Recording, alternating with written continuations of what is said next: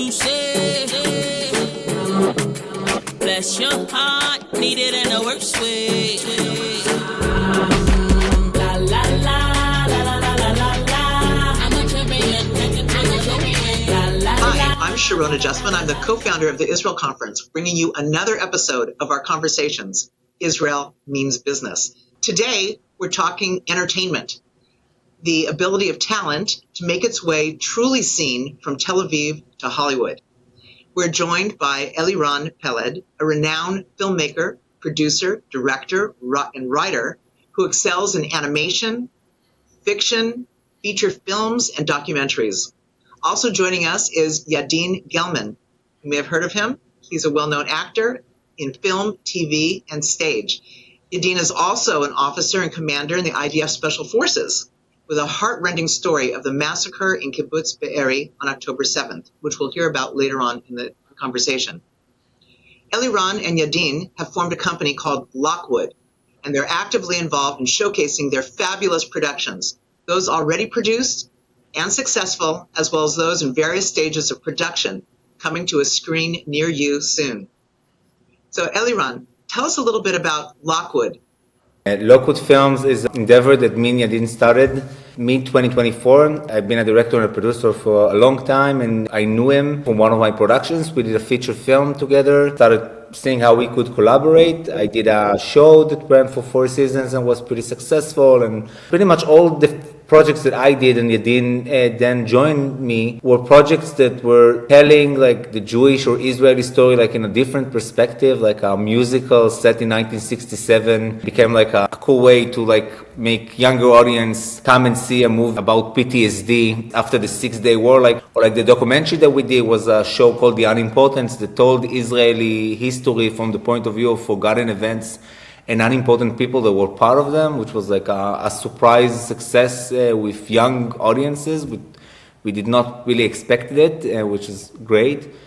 Well, let me ask you about The Unimportance, because it's almost like a journey into trivia that becomes extremely interesting, and the way you've created it with sidebar information and a very animated approach to capturing the interest of the audience. What inspired you to create The Unimportance? Lockwood, our aim is to do what we did in Israel in the past 5 years and try to bring it to the international market in a time that we feel that there is a need for us to find a way to tell the complexity of our story and find the best way or the best stories to tell it. And The Unimportant for me, I feel, was the best boot camp to find the specific angles. Who are some of the personalities that you feature in The Unimportance? I understand there's quite a number of episodes. Yeah, we did 32 episodes, and there was a spin-off show as well. But I can give you an example. For example, we did an episode about David Ben Gurion, but it's not about the Independence Day or something like that. You understand an aspect of Ben Gurion's history that usually you never talk about,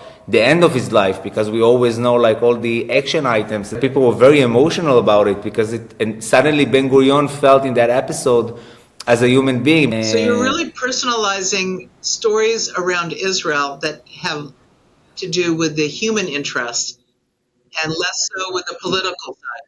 Yeah, and all the time in The Unimportance, but in all the things that we did, especially now in our new slate, it's always finding things that are tackling the complexities. Relatable human stories about complicated relationships. One of our projects in our slate, we're doing a biopic about Marlene Dietrich. So it's a music biopic about Marlene Dietrich, but it happens to be that the most dramatic week in her lifetime was in 1960 when she came to perform in Israel. So for the wide audience, it's a biopic about this huge icon. But for us, it's a movie about identity complexities and a second generation trauma and what is a country that is built on a Holocaust trauma. So it's finding the right angle that can bring people on board with it that maybe usually they won't come and see Jewish or Israeli content. There's always human interest stories that the art form of the storyteller makes it compelling and interesting. Else it could just be a footnote. So yeah. That's what you're doing. You have a movie called Victory, which seems to have a lot of human interest and lots of complexity from joy and dancing through drama. How did you define your role in that film? And what attracted you to be the key actor? So in Israel, we have movies about PTSD. We don't have a lot of musicals, but we do have a lot of PTSD and a lot of content that surrounds that because we're a country that goes through PTSD again and again and again. But this movie took like such a sophisticated and intelligent kind of angle to tackling PTSD in the most interesting way that I saw. That you take this really beautiful and colorful world, and then inside, deep inside, is kind of where the PTSD hides and goes through. And going into the film, it was fun for me because my character kind of, I won't wreck the movie for anybody else, but my character, there's a lot that goes around my character. It's my best friend, it's my wife, it's this whole kind of world that surrounds me, and then everything changes in 1 second because of the war, because of the trauma, because of everything that we lose. And then it was just such an interesting way to show these stories about all the sides of it, the sides that don't understand it completely, the sides that are going through it in the most hard and harsh way, the distance between the people that go through. So it's a very interesting way to tackle PTSD.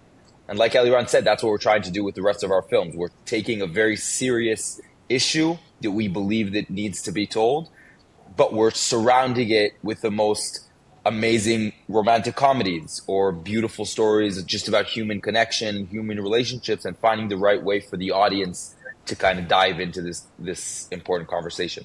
Well, keeping this theme going, you've got in Lockwood these films that have been in the can, they've been distributed, and I'd like to come back to how you found distribution, especially in 2025, 2026, what you're expecting, because things are changing in that category. But also you have some films in production, that is in development. There's another film that you'll be actively involved in, Yadin, that you're developing right now. Could you tell us a little bit about the storyline and what's making it very exciting for you in your traveling between Tel Aviv and Hollywood? Eliran and I started working on this idea of an American Jewish pre-doctorate student who is going through all the kind of effects of anti-Semitism, even though she has nothing to do with Israel, she has nothing to do with the IDF, of course, or anything with this war. She just wants to go and study in Columbia University, but she gets affected by all the anti-Semitism and everything that's happening and the shift in kind of how Jewish students are feeling. And she gets kicked out because she loses it. And she, to get herself back on track, has to work with this Jewish organization that brings in soldiers to share their story. And she meets this Israeli guy who's the exact opposite of her. He's a robot who shares his story, who raises money. He's on his mission. And she's the exact opposite. She has no patience. And together they're a perfect mirror for one to the other. They're showing the human faults in each one. They build up together. They learn from each other. They hate each other. They fall in love. They understand it's a mistake, that it could never work out. I'm not going to wreck the ending of the movie, but it's a classic romantic comedy with the Jewish identity crisis inside it. And why do you think this will be successful in the U.S. market? First of all, everybody loves a good romantic comedy. I grew up on romantic comedies. We both, Eliran and I, love that genre. And I think that the wider audience will love this movie because it's a classic romantic comedy. But it's also, there's a lot of self-humor. I mean, we laugh at ourselves as well during this movie. As Jewish people, we're paranoid. We think that everybody hates us. And we're going through that as well. We have another big project that we're doing. We're doing the Ben Gurion drama biopic, A State at Any Cost, based on a New York Times bestseller by Tom Segev. So that is a drama TV series. It's like a Ben Gurion. It's like the Jewish Crown meets Ryan Murphy kind of vibe. So that's going to be released on Cannes 11. We're now negotiating with a few international partners to that one, but it's going to go into production late 26. We're now finishing the writing. What language will that be filmed in? This specific is the only project that there is a lot of Hebrew, but it's in English, Polish. It's multilingual. It's early Israel days. The Dietrich project is like, it's on a completely different lineup in Slate. It's like a European co-production kind of project with like great collaborators. And the documentary they were doing, the Miss America 1945, the Bess Meyerson story that we're developing right now. It's like we're pitching it right now to find like a US broadcasters that will work with us. So each one of them has like a very different route.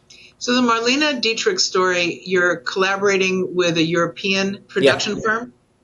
European and a production and an American production company. And American production. So that's a very compelling story. Let's break off for just a second on the Marlene Dietrich story, because that really throws into your concept of PTSD, except for survivors, Holocaust survivors, where it was an interesting era where German is not allowed to be used in the cinema or on stage because it will affect... And not even talked. It was considered like rude to speak German in the street in Israel back then, till the Eichmann trials. So I think this is an extremely interesting point in light of current events of what people can say, can do, and who it harms and who it helps.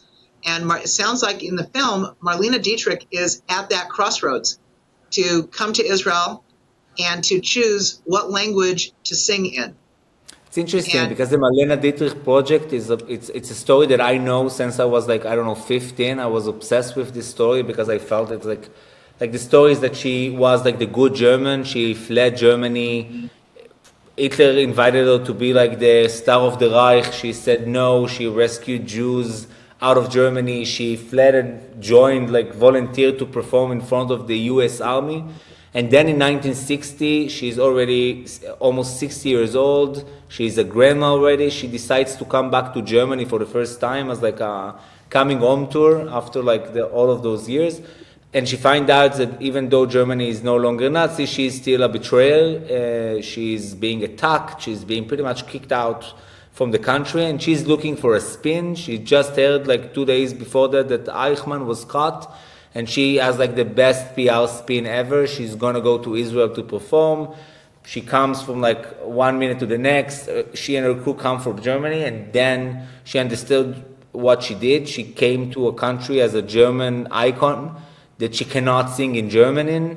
And then she's going with her Israeli producer of the show, Giora Godik, to like a 1 week tour to prepare Israel for the concept of the good German. And through that, she has like a journey into her soul that we find out her own secrets and family secrets. I won't do too much spoilers. And like there's like a ticking bomb, you know, but she finds like people that lost the same thing that she did. You know, when she left Germany, she left an identity, and since then she's homeless, and you know, from an identity point of view, and she meets people who, in a weird way, suffer the same thing. And in the end, she, although like the police told her not to do it, she, after two songs, decides to sing in German. And you know what happened in that concert? First of all, changed Israel forever. When she sings in German, you know, it's the first time that I ever thought about it. You know, those Holocaust survivors, they're dealt with the worst possible thing a human being could suffer. But,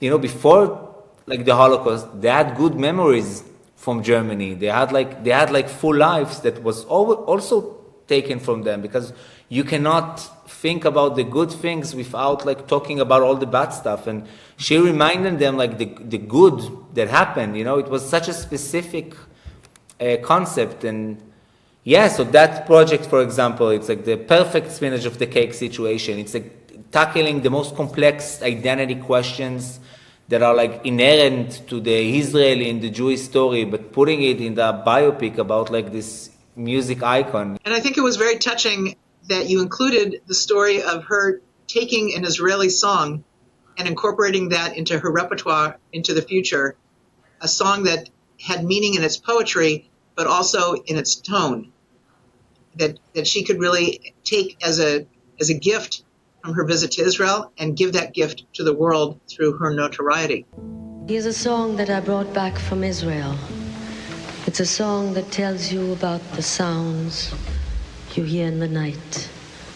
The animals crying because they're hungry, and the child crying at night because he's hungry. and lonely.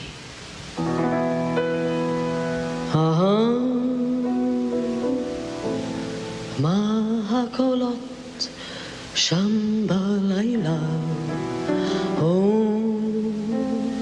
Tan Meyalel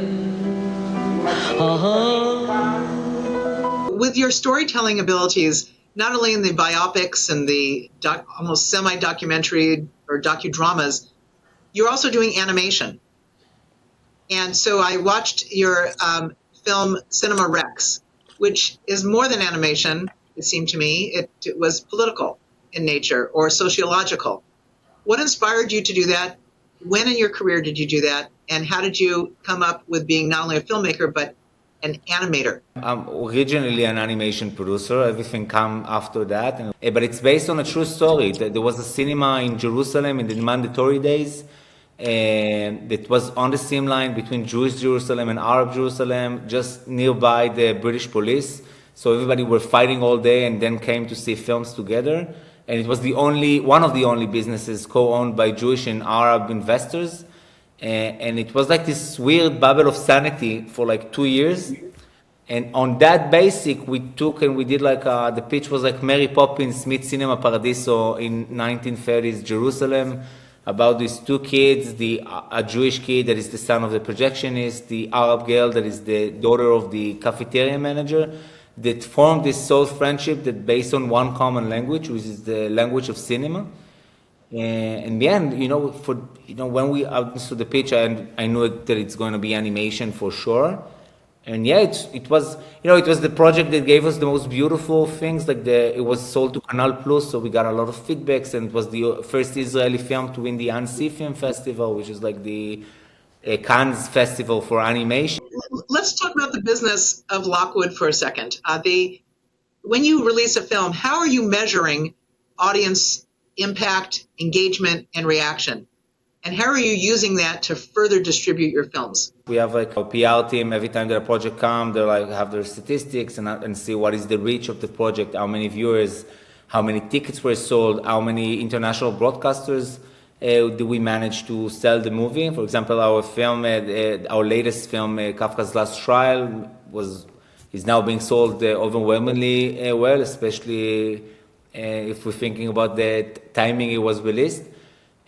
And then we're doing anything in our power to get as much viewers and access with our content. And then the back end, it could be from like the profit itself of like sales and broadcasting. And sometimes you can have things like the project ourselves are IPs. For example, the Marlene Dietrich project started from an episode we did in The Unimportant. We did an episode that was about the Marlene Dietrich visit to Israel. We did an American version of it as like a standalone documentary, and then we optioned that documentary for the fiction film that we're doing now in a huge budget. What we really are aiming to is have this back catalog with incredible IP that we could find different and interesting ways to utilize. So how helpful are the funds in Israel, such as the Israel Film Fund, in helping you to finance these projects? And where do you get the other money from in the initial stages? Israel Film Fund, for example, or other film funds usually put in money for the production part of the movie, and then so you could really go into production and finish it. What Eliran said, which is important to make the difference, what we try to do at Lockwood is the early stage investments, development, get it all to a point where we can send it off to production. Of course, we're always involved in production. We sometimes produce it ourselves or direct it or act it or do whatever. But what we try to do in Lockwood is work on as many projects as we can simultaneously for development. So it's really a different and then we take the project for financing, and mostly we are also producing it. But the out-of-pocket money is going to the development itself. That's we think is like the gap that we found. Yeah. But the film funds in Israel were great with us. Like all the projects that we did, we're working a lot with 11 and the film fund. Let me segue over to Yadin's story. Yadin, you're an actor, and you come from a religious background, and you also had a vital role in the Israel Defense Forces. And you mentioned earlier that you were traveling around telling your story. Tell us a little bit more about that story and how you got into acting, what happened in October 7th, and what's happened subsequently. Yeah, I grew up during the second Intifada, years 2000 to 2005, which obviously was crazy, life-changing 5 years for anybody growing up in Israel, but specifically in Jerusalem. And I went into the military in 2012 with the understanding that everybody around me is trying to kill me and I need to protect my people and my country and myself. I did almost 7 years in the army. During that, different wars, missions, until I decided in 2019 that I got to kind of a peak point for myself, and I felt like I've done my part. I started searching what the next step for me was, which for some weird reason that I still don't know what the exact answer is, I decided to try an acting course, loved it, went to acting school, did 3 years in acting school. And during my 3 years in acting school in Israel, I already started working also in the Israeli industry. I did one Christian movie in LA, and I just started working until I met Eliran, and then that kind of got my career going here in Israel. And then on October 7th, I went in as a reserve commander after fighting in Kibbutz Kfar Aza first, and then moving on to the battle in Kibbutz Be'eri. I was shot 3 bullets through my arm, shoulder, and chest. And I thought I lost my arm at first. It was pretty much almost completely detached, just a few things left. They were connecting it, and I couldn't find it for a long time. It was my teammates found my arm all the way behind me. Sorry for the listeners that are a little sensitive, but they got it back forward, managed to tie it to my equipment, and my arm was at big risk to being cut off so that they could save the rest of my body. And my fiance actually was the one who got to the hospital and made the decision to move me to a different hospital, which had a little less injured soldiers and a little less chaos. There I went through a 7.5-hour operation, and they managed to save my arm basically in the last minute. I'm very, very lucky. I should say that as well. Well, so we were very lucky that you were there to save so many lives and to protect Israel in this terrible moments around October 7th. As Israel was being attacked, we had your capability, even with the assault on you, but with your capability of defending Israel and your teammates in that. Yeah, they get more credit than I do. They kept on going. That's very generous of you. I guess everyone is keeping going in their different endeavors to hold up the state of Israel. So now your acting career is on fire. You're partners with Eliran in creating Lockwood, where tremendous content will be coming out, and it already is available. With your permission, we're going to allow our viewers to be able to click below and access Lockwood's contents to see a few of the shows, to see the Marlene Dietrich story, to see the Ben Gurion story, to see the unimportance, and enjoy, cry, emote, laugh, and do all the things that the entertainment industry allows us to do, with you as the rising stars out of Israel coming to the U.S., the North American market, the European market, and we hope that you will have a ton of content coming out that we can follow. In closing, are there some action steps that you'd like from the business community that we can do to help Lockwood progress? Yeah, so I think these past few years of Eliran and I working on all these projects have been, we've learned so much, and we feel like we have a lot of experience, and we've proved our concept of how to create these really also deep but also commercial content. And what we're trying to do now is just create more. We're trying to develop more, produce more, create more, and we're looking just for good people to join us on that mission. People who believe in what we're doing, they want to be a part of it, and that's what we're in search now.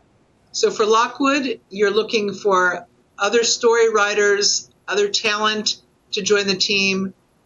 So we have our eyes, it's more financial partners, and we already have partners on the creative side that we work with, also Israelis and also Americans. And what we're looking for now is financial partners.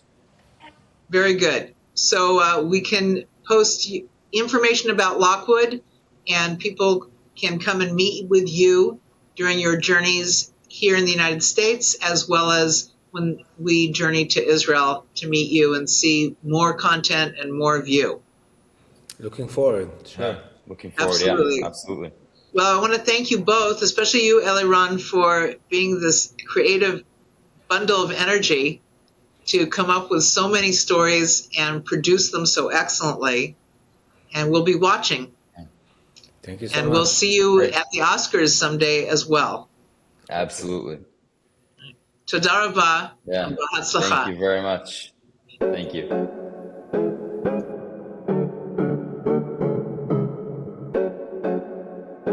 To see more conversations with extraordinary Israeli business entrepreneurs, visit theisraelconference.org.